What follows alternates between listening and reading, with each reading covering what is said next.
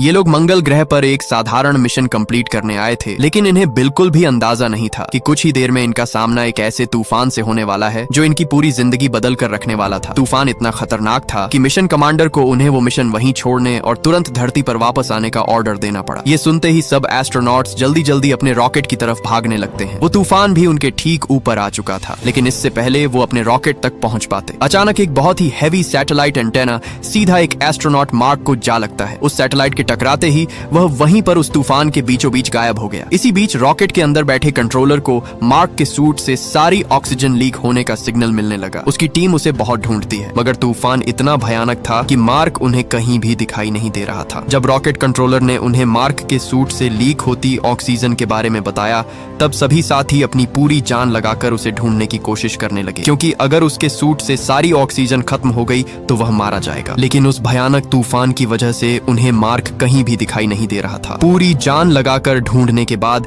जब उन्हें मार्क कहीं नहीं मिला, तब उन्हें लगा कि अब तक उसकी ऑक्सीजन खत्म हो चुकी होगी और वह मारा जा चुका होगा। उधर दूसरी तरफ उनका रॉकेट भी धीरे धीरे पलटता जा रहा था, और अगर गलती से भी वह रॉकेट पलट गया तो वे हमेशा के लिए यहाँ फंस सकते थे। इसलिए मजबूरन वे मार्क को वहाँ अकेला छोड़कर धरती के लिए निकल जाते हैं। लेकिन असली कहानी तब शुरू हुई जब कुछ घंटों बाद मार्क अचानक अपनी आंखें खोलने लगा, क्योंकि वह अभी भी जिंदा था। लेकिन परेशानी यह थी कि अब वह पूरे मंगल ग्रह पर बिल्कुल अकेला फंस चुका था। मार्क दर्द से तड़पता हुआ धीरे धीरे उठने की कोशिश करता है, क्योंकि उस सैटेलाइट एंटीना के लगते ही उसका एक टुकड़ा उसके शरीर में घुस गया था। लेकिन खुशकिस्मती से उस टुकड़े के आसपास खून जम जाने की वजह से उसकी ऑक्सीजन निकलना बंद हो गई थी। इसी वजह से वह अभी भी जिंदा था। उसने अपना दर्द कम करने के लिए किसी तरह करके उस रॉड का अगला हिस्सा तोड़ दिया। जब उसने सामने देखा तो वहाँ दूर दूर तक किसी इंसान का नामो निशान तक नहीं था। बस उसके सामने उसका कैंप था, जहाँ वह और उसके साथी रह रहे थे। वह तुरंत समझ गया कि उसके बाकी सभी साथी शायद कल रात ही यहाँ से निकल गए होंगे। मार्क दर्द से तड़पता हुआ सीधा अपने कैंप तक पहुंच गया। अंदर आते ही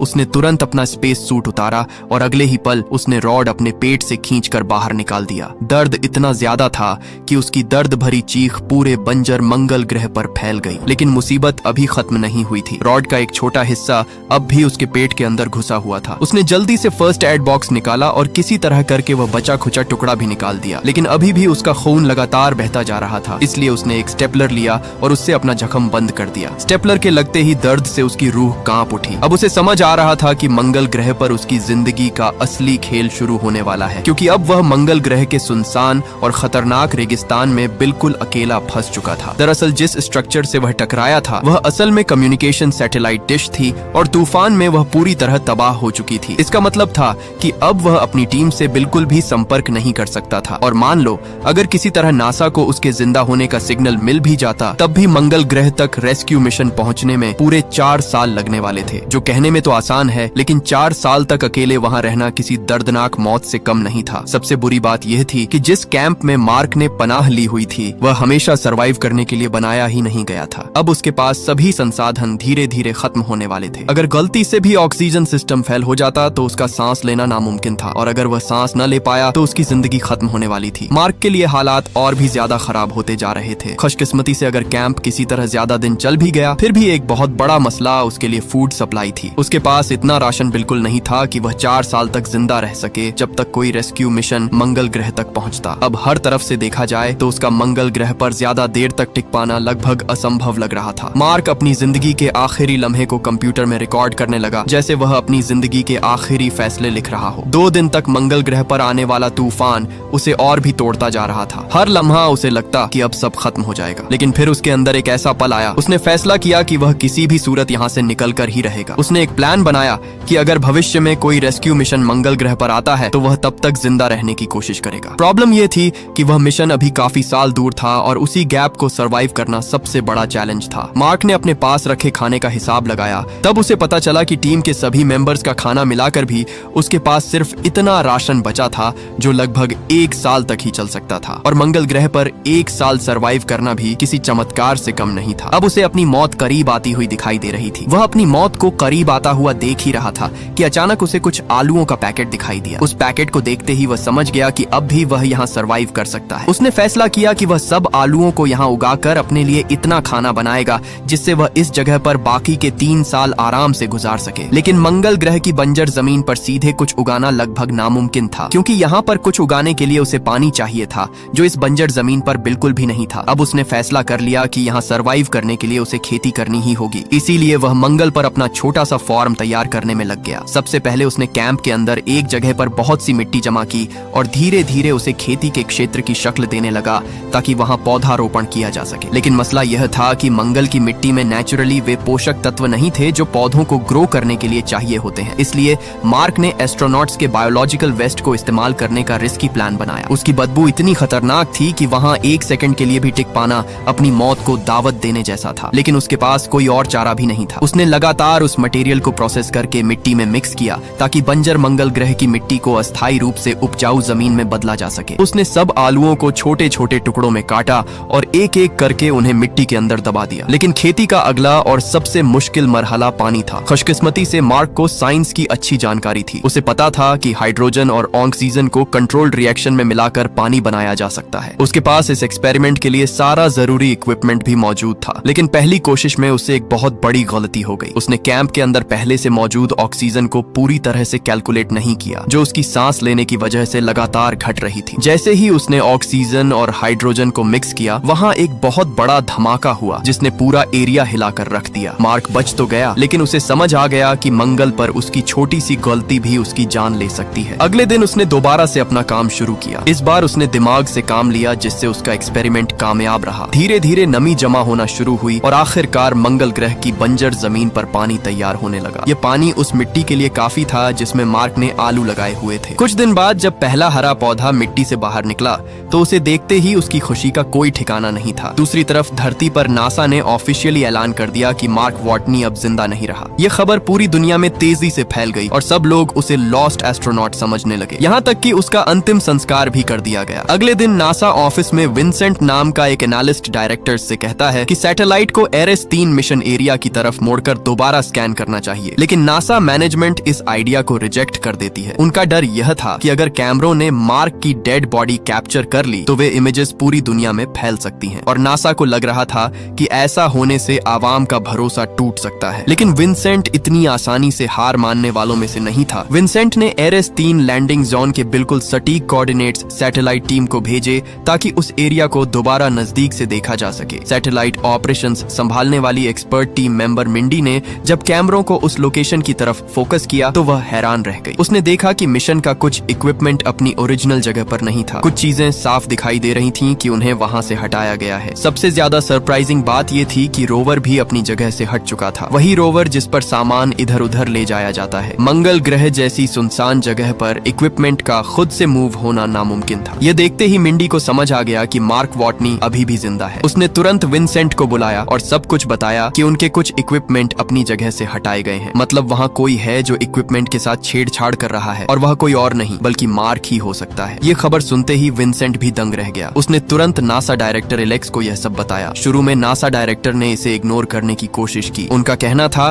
कि शायद मंगल ग्रह पर तूफान की वजह से इक्विपमेंट अपनी जगह से हिले होंगे। लेकिन विंसेंट ने उन्हें कहा कि मैं 100% यकीन से कह सकता हूँ कि मार्क अभी भी जिंदा है और यह काम अपने आप होना नामुमकिन था। यह देखकर डायरेक्टर को भी मानना पड़ा कि मार्क वॉटनी जिंदा है। अब नासा एक नई मुसीबत में फंस चुका था, क्योंकि पूरी दुनिया को पहले ही बता दिया गया था कि मार्क मर चुका है, यहाँ तक कि उसका मेमोरियल भी हो चुका था। अब अचानक मीडिया के सामने सच लाना नासा के लिए बहुत रिस्की हो सकता था। काफी सोचने के बाद उन्होंने फैसला किया कि मीडिया को सब कुछ बता दिया जाएगा, लेकिन स्पेसक्राफ्ट में धरती की तरफ लौट रहे बाकी क्रू मेंबर्स को अभी कुछ नहीं बताया जाएगा। नासा को डर था कि अगर उन्हें पता चला कि मार्क जिंदा है और वे उसे मंगल ग्रह पर अकेला छोड़ आए तो वे दुख में आकर कुछ गलत न कर बैठे। दूसरी तरफ मंगल ग्रह पर मार्क को अकेले रहते हुए अब पूरे 70 दिन गुजर चुके थे। अब तक वह खाने और पानी का आरजी हल निकाल चुका था, लेकिन अब उसके सामने सबसे बड़ा सवाल था मंगल ग्रह की सुनसान जमीन से बाहर निकला कैसे जाए। मार्क को अच्छी तरह पता था कि नासा का अगला मिशन एरिस 4 कुछ सालों बाद शियापारेली क्रेटर के पास लैंड करने वाला है। लेकिन एक बड़ा मसला अब भी उसके सामने खड़ा था। वह लोकेशन उसकी करंट लोकेशन से हजारों किलोमीटर दूर थी। अगर उसे जिंदा बचना है तो किसी भी तरह उसे उस जगह तक पहुंचना ही होगा। मार्क ने कैलकुलेशन की और अंदाजा लगाया कि उस खतरनाक सफर को पूरा करने में उसे तकरीबन 60 दिन लग सकते हैं। यह मिशन लगभग नामुमकिन लग रहा था, लेकिन उसके पास और कोई विकल्प भी नहीं था, इसलिए उसने तुरंत तैयारी शुरू कर दी। उसके पास एक रोवर था जो ठीक से काम नहीं कर रहा था, लेकिन मार्क सिर्फ एस्ट्रोनॉट ही नहीं बल्कि एक ताकतवर इंजीनियर भी था। उसने खराब हुए रोवर के काम करने वाले कुछ हिस्से निकाले और उन्हें दूसरे रोवर में फिट करना शुरू कर दिया। काफी देर रिपेयर करने के बाद उसने अपने रोवर को इतना अपग्रेड कर लिया कि अब वह मंगल ग्रह की उस लोकेशन तक पहुंच सकता था जहां नासा का एरेस-4 मिशन लैंड करने वाला था। अब उसका अगला चैलेंज सिर्फ सरवाइव करना नहीं था, बल्कि पूरे मंगल ग्रह को क्रॉस करना था। जब वह अपने कैंप से उस लोकेशन की तरफ निकला, तब मंगल ग्रह पर रात के वक्त तापमान इतना ज्यादा गिर जाता था कि इंसान कुछ ही देर में जम सकता था। अगर उसने इसका हल न निकाला तो वह 60 दिन क्या, एक दिन भी टिक नहीं पाएगा। तभी उसके अंदर एक और खतरनाक आइडिया आया। उसकी टीम मंगल ग्रह पर आते ही एक न्यूक्लियर पावर सोर्स को जमीन में दबा कर गई थी ताकि वह सेफली एनर्जी प्रोवाइड करता रहे। ये डिवाइस बहुत पावरफुल था, लेकिन अगर थोड़ा सा भी डैमेज हो जाता तो उससे निकलने वाली रेडिएशन किसी भी इंसान के लिए दर्दनाक मौत साबित हो सकती थी। रिस्क बहुत बड़ा था, लेकिन मार्क के पास और कोई रास्ता भी नहीं था। उसने उस बैटरी को जमीन से निकाला और अपने रोवर के साथ अटैच कर दिया। अब उस पावर सोर्स से निकलने वाली हीट उसके रोवर को जमा देने वाले तापमान से बचाने लगी, जिससे अब वो अपना सफर जारी रख सकता था। दूसरी तरफ धरती पर भी नासा मार्क को बचाने के लिए अपनी पूरी जान लगा रहा था। उन्होंने जेट प्रोपल्शन लेबोरेटरी को इमरजेंसी मिशन तैयार करने का ऑर्डर दे दिया, एक ऐसा प्रोब जो मंगल ग्रह तक सप्लाईज पहुंचा सके। प्रॉब्लम ये थी कि नॉर्मली ऐसे स्पेसक्राफ्ट को रेडी करने में कई महीने लगते थे, कभी कभी तो 1 साल तक लग जाता है, लेकिन अब उनके पास वक्त बहुत कम था। नासा का पूरा रेस्क्यू प्लान अब इसी मिशन पर आसरा कर रहा था। उनका आइडिया ये था कि इमरजेंसी प्रोब के जरिए मार्क तक इतना खाना पहुंचा दिया जाए कि वो अगले कई साल मंगल ग्रह पर जिंदा रह सके। प्लान के मुताबिक जब भविष्य में एरेस-4 मिशन मंगल ग्रह पर लैंड करेगा तो उसकी टीम मार्क को भी साथ लेकर धरती वापस आ जाएगी। ये मिशन सुनने में जितना आसान लग रहा था, असल में उतना ही इम्पॉसिबल था। जेपीएल की टीम दिन रात काम में लगी हुई थी, क्योंकि उन्हें बहुत कम वक्त में एक फुली फंक्शनल सप्लाई प्रोब तैयार करना था। इसी दौरान नासा एडमिनिस्ट्रेटर जेम्स ने मिंडी को भी एक जिम्मेदारी दी। अब मिंडी को सैटेलाइट्स और मॉनिटरिंग सिस्टम्स का पूरा कंट्रोल मिल चुका था, ताकि वह मंगल ग्रह पर मार्क की हर मूवमेंट ट्रैक कर सके। धरती पर लोगों को लग रहा था कि वह मर चुका है, लेकिन हकीकत में पूरी नासा उसकी हर सांस पर नजर रखे हुए थी। उधर मंगल ग्रह पर मार्क को उसकी मेहनत का फल मिलना शुरू हो गया। उसके उगाए हुए सारे आलू अब तैयार हो चुके थे। मंगल ग्रह की लाल मिट्टी में हरियाली देखकर मार्क के चेहरे पर खुशी गूंज उठी। उसने करीब 600 आलू की फसल हासिल की। मार्क ने बड़े आलूओं को अपने खाने बनाने के लिए एक तरफ कर दिया, जबकि छोटे आलूओं को दोबारा मिट्टी में लगा दिया, ताकि आगे भी खेती हो और उसका गुजारा ज्यादा देर तक हो सके। अपने दिमाग का इस्तेमाल करते हुए मार्क ने बंजर जैसी जमीन पर भी अपने खाने के भविष्य के लिए इंतजाम कर लिया था। अब कम से कम उसे भूख से मरने का डर नहीं रहा। लेकिन अंदर ही अंदर उसे यह बात तोड़ रही थी कि अगर उसका नासा से कोई भी कांटेक्ट ना हो सका तो उसका यहाँ इतने दिन सरवाइव करना बेकार जा सकता था, यहाँ तक कि उसकी मौत भी हो सकती थी। मंगल ग्रह जैसे सुनसान प्लैनेट पर कम्युनिकेशन सिस्टम ढूंढना लगभग नामुमकिन था, लेकिन मार्क हार मानने वालों में से नहीं था। काफी सोचने के बाद उसे एक आइडिया आया। वह बिना वक्त गंवाए अपने रोवर में बैठा और मंगल ग्रह की एक खतरनाक जगह की तरफ निकल पड़ा, जो उसके कैंप से लगभग 60 दिन की दूरी पर थी। उधर धरती पर सैटेलाइट्स के जरिए उसकी हर मूवमेंट मॉनिटर की जा रही थी। मिंडी और विंसेंट दोनों दंग रह गए। उन्हें समझ नहीं आ रहा था कि मार्क अपने कैंप को छोड़कर इतनी दूर क्यों जा रहा है। दिन गुजरते गए और मार्क लगातार एक ही दिशा में आगे बढ़ता रहा। मंगल ग्रह की सुनसान जमीन पर उसकी जिंदगी का सबसे खतरनाक सफर कई दिनों तक जारी रहा। जैसे जैसे वह आगे बढ़ता गया, नासा की पूरी टीम के अंदर खौफ और भी बढ़ने लगा। नासा की टीम अब तक समझ ही नहीं पा रही थी कि मार्क आखिर कर क्या रहा है। इसी बीच अचानक विंसेंट को कुछ याद आ गया। उसने तुरंत मंगल ग्रह के मैप पर मार्क का पूरा रूट मैप किया, तो उसे पता चला कि मार्क असल में एक पुराने मंगल ग्रह प्रोब पाथफाइंडर की तरफ जा रहा है। ये वही रोबोटिक लैंडर था जिसे नासा ने बहुत साल पहले मंगल ग्रह पर भेजा था, ताकि वह वहां की मिट्टी का सारा डेटा कलेक्ट कर सके। पहले तो वे इस मिशन में सफल रहे, लेकिन कुछ सालों बाद उसकी बैटरी डेड हो गई और धरती का उससे हमेशा के लिए संपर्क टूट गया। तब से वह पाथफाइंडर मंगल ग्रह की मिट्टी में कहीं दबा हुआ था। इसलिए मार्क उसे ढूंढने के लिए निकला था, क्योंकि वही उसे नासा की टीम से कांटेक्ट करवा सकता था। काफी खोजने के बाद आखिरकार उसने मंगल ग्रह की मिट्टी में दबा हुआ पाथफाइंडर निकाल ही लिया। विंसेंट का अंदाजा बिल्कुल सही साबित हुआ, लेकिन एक और चैलेंज अभी बाकी था। कम्युनिकेशन तभी पॉसिबल होती अगर नासा के पास धरती पर उस सिस्टम का वही मॉडल मौजूद होता। विंसेंट बिना देर किए कैलिफोर्निया में मौजूद जेपीएल की तरफ निकल पड़ा, क्योंकि अब सालों पुरानी टेक्नोलॉजी ही मार्क और धरती के दरमियान इकलौता कनेक्शन बन सकती थी। खुशकिस्मती से जेपीएल में उस पाथफाइंडर का बचा हुआ मॉडल अब भी सुरक्षित पड़ा हुआ था। विंसेंट ने तुरंत कुछ वैज्ञानिकों को अपने पास बुलाया जो सालों पहले इसी पाथफाइंडर मिशन पर काम कर चुके थे। अब विंसेंट के लिए असली खेल शुरू हो चुका था, लेकिन क्या वह मार्क को बचा पाएगा या नहीं, ये हमें आगे जाकर पता चलेगा। उधर मंगल ग्रह पर मार्क ने पाथफाइंडर की डेड बैटरी निकाली और उसे अपने कैंप के पावर सोर्स से कनेक्ट कर दिया। जैसे ही उसने उसे कनेक्ट किया, खुशकिस्मती से वह काम करने लगा। जैसे ही उसने उस पाथफाइंडर का एंटीना धरती की तरफ घुमाया, अचानक JPL के पुराने मॉडल को जो नासा के पास पड़ा था तुरंत सिग्नल मिल गया। पूरी टीम ने जैसे ही उस पाथफाइंडर को काम करता हुआ देखा, उनकी खुशी का कोई ठिकाना नहीं रहा। एक ऐसा स्पेसक्राफ्ट जिससे सालों पहले कांटेक्ट टूट चुका था, वह दोबारा काम कर रहा था। जब एक मेंबर ने पाथफाइंडर को कमांड्स भेजनी शुरू की और जैसे ही उसने कमांड दी, मंगल ग्रह पर पड़े पाथफाइंडर का कैमरा ऑटोमेटिक ऑन हो गया। मंगल ग्रह पर पाथफाइंडर का कैमरा हिलता देखकर मार्क तुरंत समझ गया कि धरती पर मौजूद नासा की टीम उससे कांटेक्ट करना चाह रही है। उसने तुरंत एक बोर्ड उठाया और उस पर लिखा आर यू रिसीविंग मी। फिर उसने बोर्ड के दोनों साइड पर यस और नो के ऑप्शन बना दिए ताकि सामने वाले सिर्फ कैमरा मूव करके जवाब दे सकें। जैसे ही JPL की टीम ने उसका सवाल देखा, उन्होंने बिना देरी किए कैमरा को यस की तरफ घुमा दिया। मंगल ग्रह पर कैमरा को मूव होते देखकर मार्क की आंखों में जिंदा रहने की उम्मीद दोबारा जाग उठी। इतने दिनों बाद पहली बार उसे एहसास हुआ कि वह सच में अकेला नहीं है, लेकिन धरती पर मौजूद नासा की टीम से कांटेक्ट अब भी बहुत स्लो और मुश्किल था। मंगल ग्रह और धरती के दरमियान दूरी इतनी ज्यादा थी कि एक सिंपल सवाल भेजने और उसका जवाब मिलने में लगभग 4 घंटे लग रहे थे। और सबसे बड़ी प्रॉब्लम यह थी कि फिलहाल सिर्फ मार्क ही सवाल पूछ सकता था, वह भी सिर्फ हाँ या ना में। नासा टीम डायरेक्ट उसे मैसेज नहीं भेज सकती थी, लेकिन मार्क भी किसी से कम नहीं था। उसने फैसला किया कि अगर सिंपल कम्युनिकेशन पॉसिबल है तो उसे एक पूरी भाषा में भी बदला जा सकता है। मार्क को पता था कि पाथफाइंडर का कैमरा पूरे 360 डिग्री तक रोटेट कर सकता है। इसी आइडिया को यूज करते हुए उसने एक कम्युनिकेशन सिस्टम बनाया। उसने हेक्साडेसिमल नंबरिंग मेथड चूज किया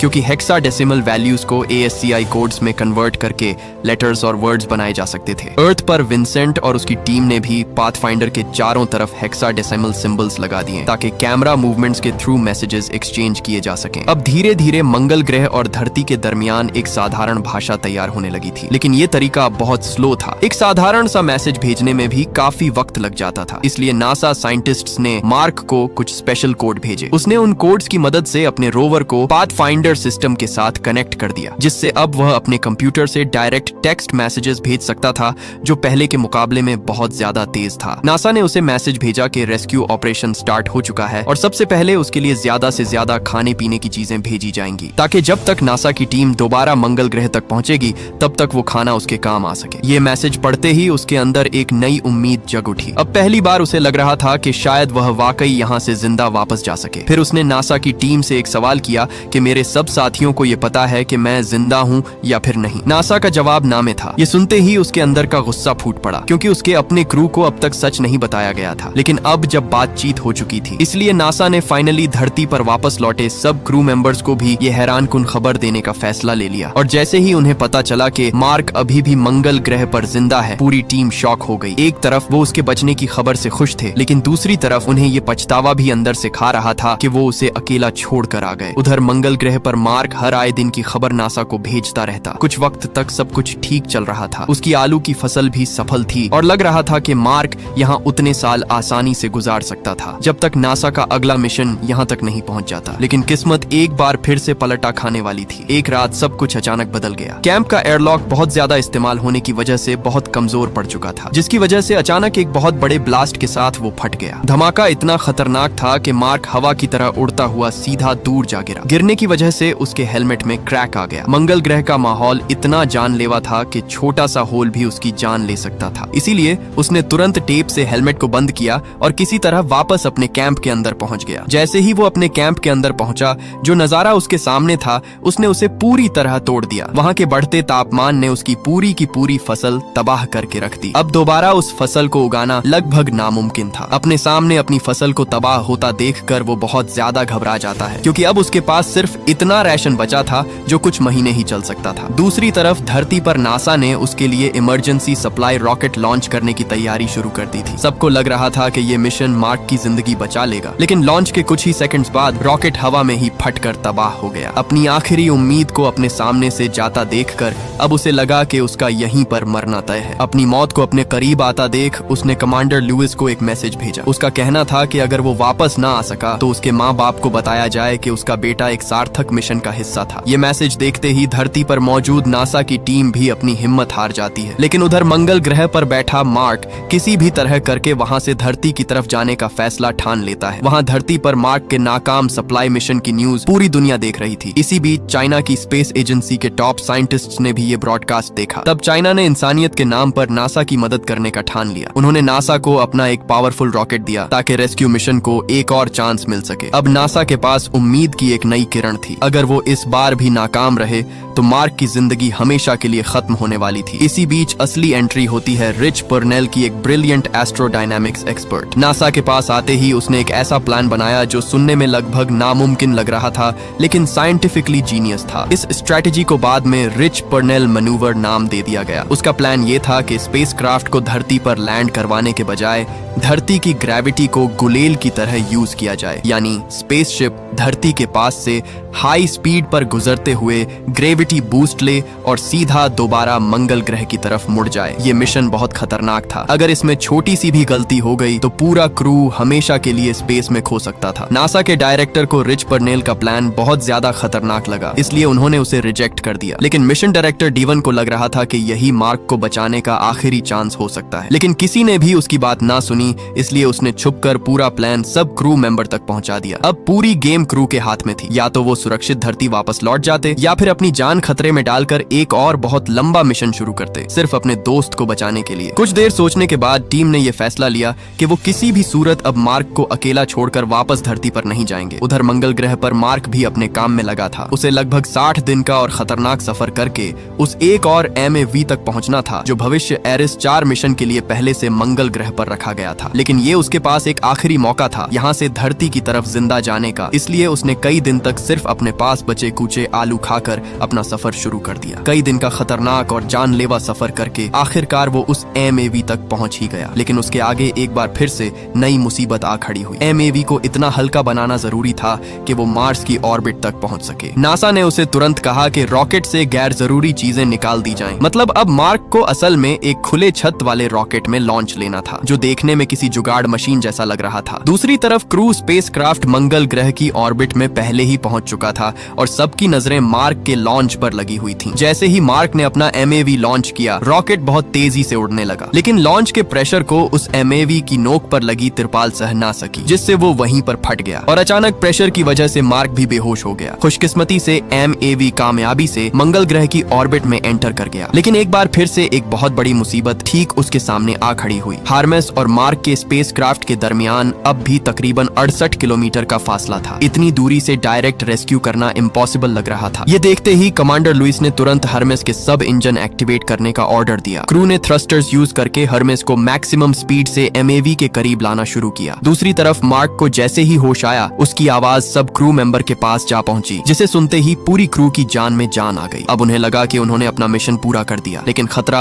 अब भी खत्म नहीं हुआ था। हर्मीज और MAV की ऑर्बिटल स्पीड में अब भी काफी डिफरेंस था, लगभग 42 मीटर्स पर सेकंड। स्पेस में ये छोटा नंबर भी बहुत खतरनाक होता है। अगर उन्होंने दोनों स्पेसक्राफ्ट की स्पीड को लगभग बराबर न किया तो मार्क को सुरक्षित अपने पास लाना नामुमकिन हो जाता। लेकिन हर्मीज के लिए एक और मुसीबत खड़ी हो गई थी। अगर वो दोबारा सब इंजन फुल पावर पर ऑन करते तो उनके पास धरती वापस लौटने के लिए जरूरी फ्यूल नहीं बचता। हालात अब लगभग इम्पॉसिबल लग रहे थे। तब कमांडर लुइस ने एक और फैसला लिया। उन्होंने हर्मेस के लॉक में बम फोड़ने का प्लान बनाया ताकि उस ब्लास्ट से स्पेसशिप की स्पीड और दिशा थोड़ी एडजस्ट की जा सके। ये प्लान बहुत रिस्की था, लेकिन अब उनके पास रिस्क लेने के सिवा कोई और ऑप्शन भी नहीं था। ब्लास्ट के बाद हार्मेस मार्क के काफी करीब आ गया, लेकिन अब भी उनके दरमियान खतरनाक दूरी बाकी थी, जिसे देखते ही मार्क ने अपनी जिंदगी का सबसे बड़ा फैसला लिया। उसने अपने स्पेस सूट के ग्लव में छोटा सा होल बनाया और निकलती हुई हवा के प्रेशर से वो उड़ता हुआ स्पेस में हार्मेस की तरफ बढ़ने लगा। उधर कमांडर लुइस भी रस्सी के साथ उसे पकड़ने के लिए आगे बढ़ रही थी। जैसे ही मार्क उसके पास आया, वो बदकिस्मती से उसे पकड़ नहीं पाई, लेकिन किसी तरह करके मार्क ने उसकी रस्सी पकड़ ली और दोनों एक दूसरे के करीब आ पहुंचे। आखिरकार क्रू ने उसे खींचकर अपने हर्मिस के अंदर ले लिया। उस लम्हे पर सिर्फ हर्मिस क्रू ही नहीं बल्कि पूरी धरती खुशी से गूंज उठी। महीनों तक मार्स पर अकेले सरवाइव करने के बाद मार्क वॉटनी आखिरकार अपने साथियों के पास वापस आ ही गया और ये मूवी यहीं पर एंड हो जाती है। अगर ये वीडियो आपको अच्छी लगी तो इस वीडियो को लाइक और हमारे इस चैनल को सब्सक्राइब कीजिएगा।